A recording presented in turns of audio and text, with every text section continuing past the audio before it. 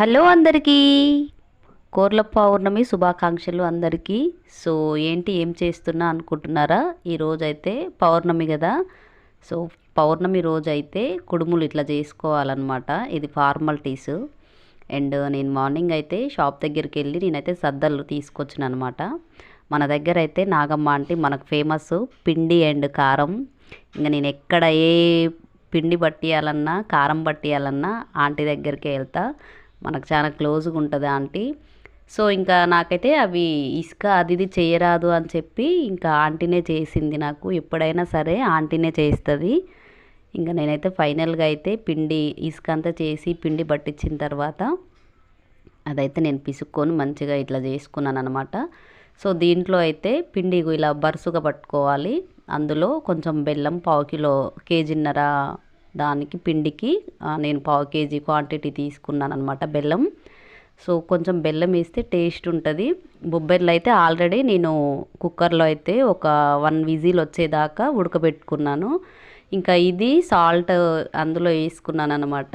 ఇంకా ఫైనల్గా అయితే ఇది ముద్దలాగా చేసుకోవాలి. ముద్దలాగా చేసుకున్న తర్వాత ఇదిగో పిండి అయితే ఇలా అయిపోయింది. చూసారు కదా. ఇది అయితే వెనకట రోజులలో అయితే మంచిగా గడ్డిలో పొయ్యి మీద పెట్టుకొని చేస్తే ఆ స్మెల్లే అసలు చాలా బాగా వస్తుండేది. సో మనకు అట్లాంటిది లేదు కాబట్టి నేను ఇడ్లీ పాత్రలో అయితే వేసుకున్నాను అనమాట. ఇందులో కూడా చాలా బాగా వచ్చింది. సో ఫైనల్గా అయితే మొత్తం రెడీ అయిపోయినాయి అనమాట.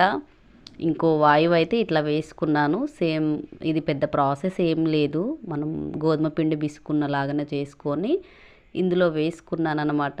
ఇది సెకండ్ వాయువు అనమాట. ఆల్రెడీ ఒకసారి తీసేసాను అనమాట. ఇంకా అవి అయితే రెడీ అయిపోయినాయి. సో ఫైనల్గా అయితే ఇది అన్నమాట. చూసారు కదా, ఇలా అయితే రెడీ అయిపోయింది.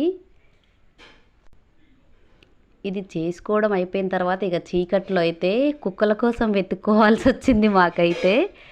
సో మేమైతే ఇక కుక్కలు ఎక్కడున్నాయని నేను మా పిల్లలైతే వెతుక్కుంటూ వెళ్ళినాం అనమాట.